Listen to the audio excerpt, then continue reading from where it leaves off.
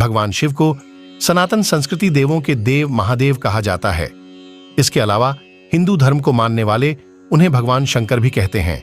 उनके महेश, रुद्र, गंगाधर, भोलेनाथ, गिरीश जैसे कई नाम हैं। तंत्र साधना करने वाले भगवान शंकर को भैरव भी कहते हैं। भगवान शंकर को सौम्य और रौद्र दोनों रूपों में पूजा जाता है।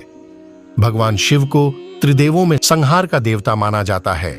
वैसे तो भगवान शिव को हमेशा कल्याणकारी माना जाता है, लेकिन वे लय और प्रलय दोनों को अपने अधीन रखते हैं। भगवान शिव सुर और असुर दोनों को समान दृष्टि से देखते हैं। इसलिए कथा कहानियों में कई राक्षसों के उनकी कठिन तपस्या करने की जानकारियां मिलती हैं। भगवान शिव के कई अनन्य भक्तों में एक लंकाधिपति रावण भी हुए।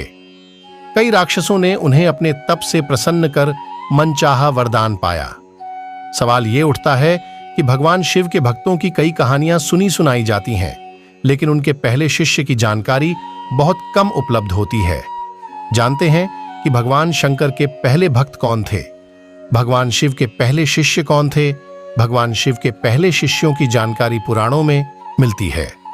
पुराणों के मुताबिक भगवान शिव के सबसे पहले शिष्यों में सप्तर्षियों की गिनती होती है। मान्यता है कि सप्तर्षियों ने भगवान शिव के ज्ञान का प्रचार धरती पर किया था। इसी की वजह से विभिन्न धर्म और संस्कृतियों की उत्पत्ति हुई।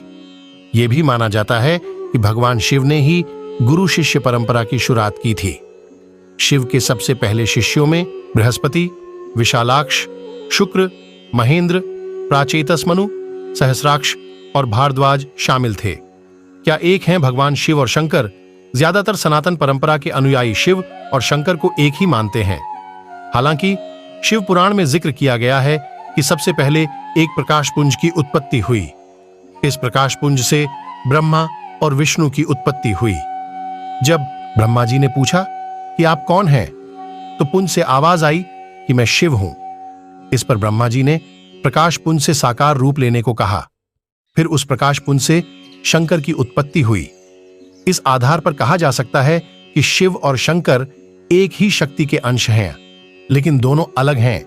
दोनों फर्क इतना है कि शिव प्रकाश पुंज स्वरूप हैं और अब हम उनकी शिवलिंग के रूप में पूजी करते हैं, जबकि शंकर सशरीर देव स्वरूप हैं। किसका ध्यान करते हैं? भगवान शंकर। कुछ पुराणों में भगवान शंकर को शिव इसलिए कहते हैं क्योंकि वे निराकार शिव के समान है। निराकार शिव को ही शिवलिंग के रूप में पूजा जाता है।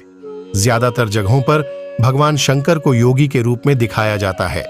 कई जगह देखा जाता है कि भगवान शंकर खुद आंखें बंद किए ध्यान मुद्रा में बैठे हैं।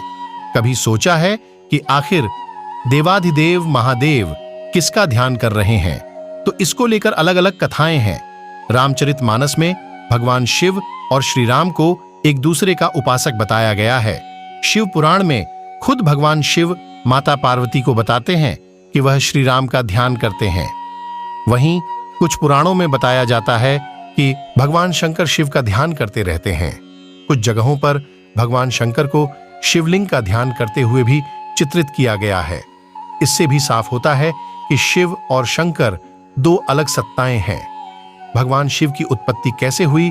मान्यता है कि भगवान शिव स्वयंभू हैं, यानी खुद ही प्रकट हुए हैं, लेकिन पुराणों में उनकी उत्पत्ति का विवरण मिलता है। भगवान शिव विष्णु जी के माथे के तेज से उत्पन्न हुए। विष्णु पुराण के मुताबिक माथे के तेज से उत्पन्न होने के कारण ही शिव शंभू हमेशा योग मुद्रा में रहते हैं। वहीं भगवान शिव से एक और मान्यता जुड़ी है कि नंदी और महाकाल भगवान शंकर के द्वारपाल हैं और रुद्र देवता शंकर की पंचायत के सदस्य हैं। शिवजी की कितनी पत्नियां हुईं? ज्यादातर जगहों पर भगवान शिव की दो पत्नियों का ही उल्लेख मिलता है। इनमें पहली देवी सती और दूसरी माता पार्वती। वहीं अगर हिंदू पौराणिक कथाओं की माने तो महादेव ने एक दो नहीं बल्कि 4 विवाह किए थे। उनके सभी विवाह आदिशक्ति से ही हुए थे। भगवान शिव का पहला विवाह माता सती के साथ हुआ। वह प्रजापति दक्ष की बेटी थीं।